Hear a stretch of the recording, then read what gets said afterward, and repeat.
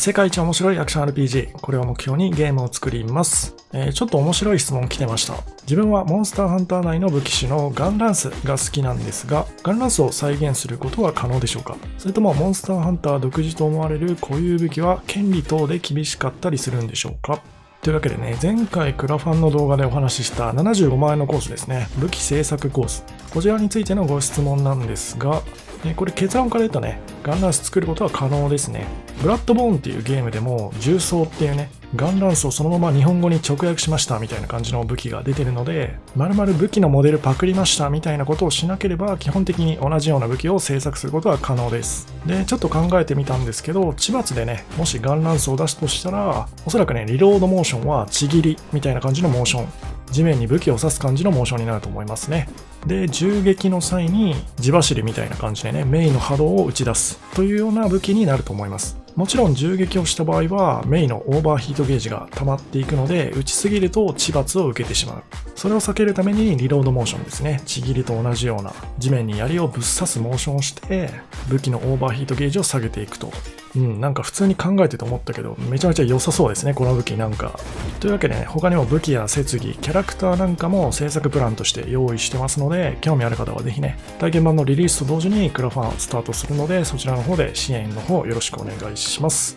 今回はですね、他にもクラファン関連の質問とか、あとリターン品の提案なんかもたくさん来てたので、それをちょっと振り返りつつですね、あとサムネにもあります通り、Steam の審査、レビューっていうものもね、ちょっと提出してきたので、それ関連の話も少ししていきたいと思います。それでは早速いってみましょう。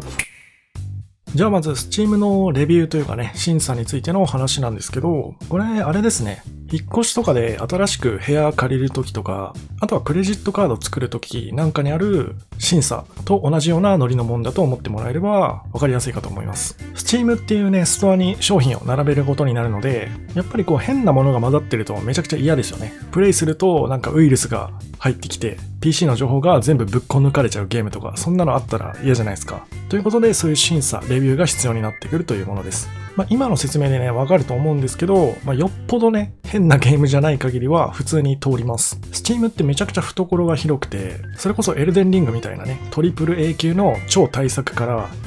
ちょっとね、具体例は出しにくいんですけど、それとは全く逆のタイプのね、ゲームに至るまで、どんなゲームもストアに並んでるじゃないですか。そういったゲームたちもね、すべてこのレビュー、審査っていうのを突破してからストアに並んでいることになるので、相当大きなミスというかね、なんか変なクラッシュするみたいなバグがなければ、基本的には審査受かるはずなんで、そこまで心配はしてないんですが、もし仮にね、落ちてしまった場合っていうのが結構厄介でして、再度ね、審査を受け直さないといけなくなっちゃうんですよね。そして審査にかかる日数っていうのが、だいたい2から3営業日。最長の場合は5営業日ぐらいかかることもあるみたいですね。で、一応リリースの日程なんですけど、30か31日あたりを狙っていまして、基本30リリース予定の何か問題があった時は31日にずらすみたいな風に考えてるんですけど、その予定通り行こうとした場合、今回の審査もしね、落ちてしまった場合、再度ね、審査を受けれる回数はおそらく1回、もしくは最大でも2回が限度かなっていう感じなんで、できればね、今回の一発で突破したいなというのが本音になります。このね、結果を待つだけの期間っていうのが非常にドキドキする瞬間ではあるんですが、また結果出次第ね、報告していくので、もうしばらくお待ちください。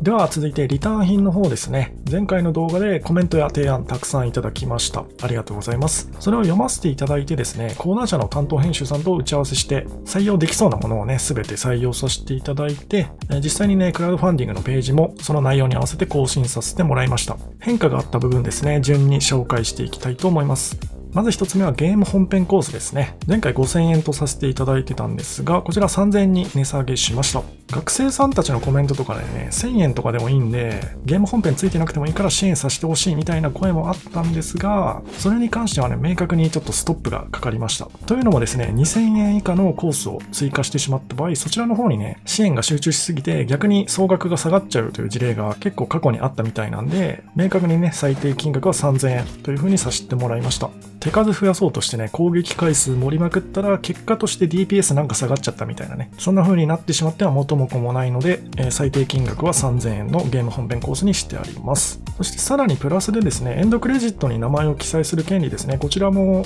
3000円のコースに付けることにしました。つまりこれ以降全ての支援コースにエンドクレジットの権利がついてくるという形になってますね。さあ続いていきましょう。壁紙セット。これね、確か前回2万円ぐらいのコースにあったんですけど、こちらも値下げしました。ゲーム本編クレジットと壁紙のコースです。続きまして高難易度版ですね。これはお値段も内容も据え置きになっております。結構ね、期待してもらっていいんじゃないかなと思ってます。3000円のゲーム本編コースとこの1万円の高難易度版コースが数的にはね、かなりメインになってくるんじゃないかなと考えてます。死にゲー好きな人はぜひね、こちらのコースで支援していただけると満足できるんじゃないかなと思います。で、次からのコースがですね、コレクター気質の方向けのコースが3本続きます。まず2つなセットですね。こちら2万円です。製品版ではね、2つなシステムっていう名前の前にね、表示される称号みたいなものを入れようと思ってるんですが、こちらのセット頼んでいただいた方は、支援者限定で使えるゲーム内では手に入らないね、2つなが使えるようになります。オンラインでもね、表示されるんで、そういうところで他社と違いを見せつけたいって人は、ぜひこちらのコースがおすすめです。続いて、エモートセットですね。こちら3万円です。先ほどの2つなセットにプラスで支援者限定のエモートがついてきます。エモートっていうのは、スマブラのアピールモーションみたいな感じですね。コミュニケーションの目的で使用する特殊なモーションです。これもね、ゲーム内にたくさん実装する予定なんですが、こちらのコース選んでいただいた方は、支援者限定のエモートっていうものを使うことができるようになります。続きまして、重ね着セットですね。こちら4万円です。ゲーム内のね、限定要素を全てコンプリートしたいって方は、このコースがおすすめですね。エモートセットまでの全てのリターン品プラス、支援者限定の重ね着装備というものが手に入ります。重ね着装備っていうのはね、モンハンとかが一番有名ですが、防具の性能とかは変えずに見た目だけをね、変更できるタイプの装備品を指します。こちらもゲーム内では手に入らない支援者限定のめちゃくちゃかっこいい装備をね、用意する予定ですので、欲しい方はこちらのコースで支援をよろしくお願いします。そして続いては刻印セット。こちら5万円ですね。コレクター向けのセットにプラス1万円追加することで、ゲーム内のね、墓標にお名前を刻印させていただくというサービスがついてきます。3000円のゲーム本編コースについているエンドクレジットだとね、おそらく大量のお名前がね、ずらーっと羅列される形になると思うんですが、こっちの刻印セットの方だと、比較的少人数の方のお名前がね、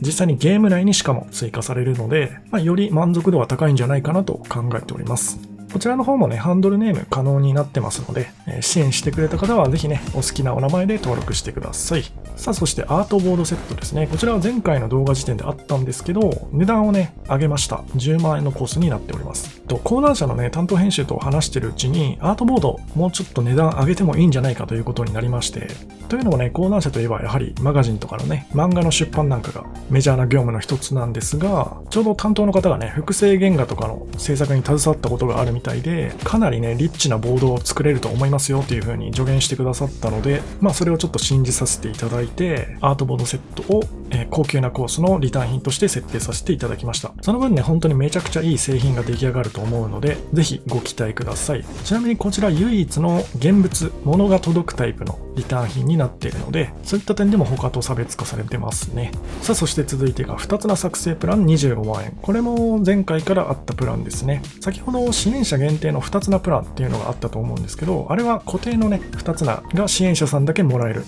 というコースだったんですが、こちらの作成プランの方は2つなをね、もう自分で考えてそれを使用することができるようになるというものですね。つまり世界に1つだけの2つなを装備することができると。制作プランの中では一番安いコースになっております。で、残すところラスト3つなんですが、これに関しては変わってませんね。設備制作プラン50万、武器制作プラン75万、